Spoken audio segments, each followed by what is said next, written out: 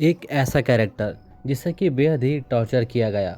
उसके शरीर में लोहे की गर्म कीलें चुभाई गई, उसकी जीभ काट दी गई और उसे तरह तरह की यातनाएं दी गई। लेकिन इस कैरेक्टर के साथ आखिर ये सब क्यों हुआ और क्या वह इन दर्दों को सच में ही डिजर्व करता था? तो ये कहानी है one of the darkest anime के कैरेक्टर ग्रिफिथ की। ग्रिफिथ का जन्म एक बेहद ही गरीब परिवार में हुआ।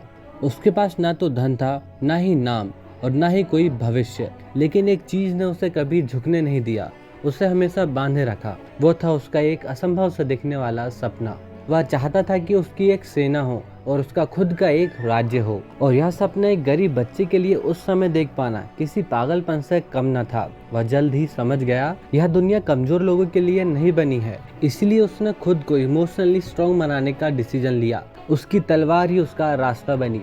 उसने बचपन से ही तलवार चलाना सीख लिया। उसकी बुद्धि, रणनीति और करिश्माई इरादे इतने ज्यादा इम्प्रेसिव थे कि लोग उसकी ओर खिंचे चले आते थे।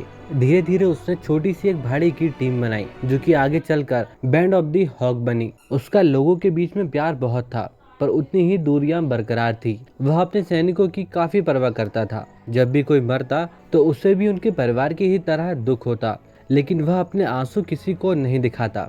पर ऐसा क्यों? क्योंकि उसे लगता कि अगर वह अपनी भावना में बह जाता है तो उसका सपना कभी पूरा नहीं हो पाएगा।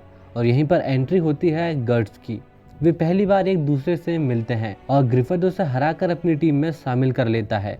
समय के साथ वे काफी अच्छे दोस्त बन जाते हैं और साथ ही गर्ड्स उसका विश्वास भी जीत लेता है।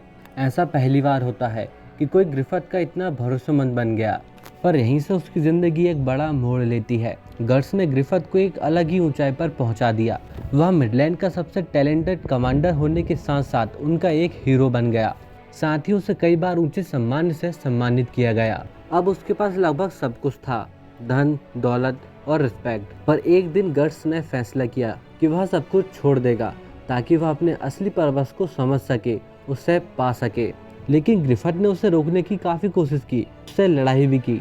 लेकिन अब गर्ड्स को हरा पाना पॉसिबल बिल्कुल भी नहीं था। गर्ड्स के जाते ही वह मानो हार सा गया और इसी के चलते डिप्रेशन में आकर वह राजकुमारी से मिलने चला गया। उसे इस समय पता था कि बिना किसी संबंध के राजकुमारी से मिलना देशद्रोह है। इसके बावजूद भी उसने ऐसा किया। पूरी रात वे दोनों साथ रहे, पर एक नौकरानी ने उन दोनों को साथ देख लिया तो फिर क्या ही होना था। राजा ने ग्रिफिथ को पकड़ लिया और उसे एक अंधेरी काल कोठरी में डाल दिया और उसे अनेक असहनीय यातनाएं दी गईं।